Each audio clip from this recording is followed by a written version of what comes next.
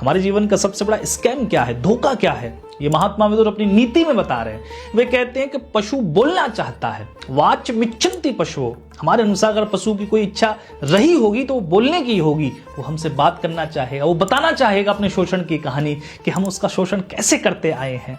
तो पशु बोलना चाहता है, लेकिन जो बोल सकता है मानव, वो क्या चाहता है? धनम चैव मानवः, वो मानव धन चाहता है। हमें लगता है कि धन हमारे सारे दुखों को दूर कर सकता है। विदुर कहते हैं लेकिन जिसके पास धन है उससे तो पूछ लो, धनी क्या चाहता है? धनी स्वर्ग मिच्छन्ति, वो धनी स्वर्ग चाहता है। धनी को लगता है कि ये जो सुखों की अवधि है कितनी 70, 80, 100 साल, नहीं, सुख लंबे किए जा सकें, वो स्वर्ग चाहिए, वहां स्वस्थ शरीर मिले, कल्प वृक्ष के नीचे बैठकर जो भी सोचे तत्क्षण उसे प्राप्त हो जाए। तो धनी स्वर्ग चाहता है। लेकिन अंत में विदुर कहते हैं कि सावधान, स्वर्ग के देवताओं से तो पूछ लो वे क्या चाहते हैं? मोक्ष मिच्छन्ति देवता, देवताओं को मोक्ष चाहिए जहां पर सुख और दुख दोनों ना हो।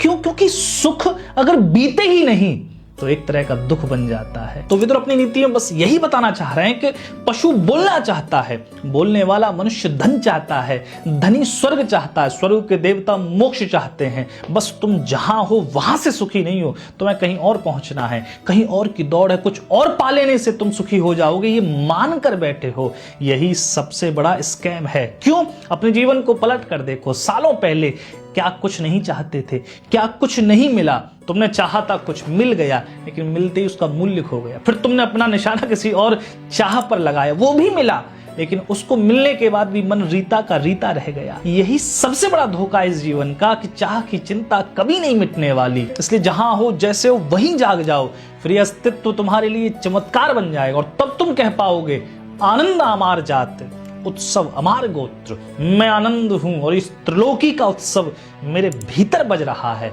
मेरे भीतर चल रहा है। ऐसा महात्मा विदुर कहते हैं। धन्यवाद।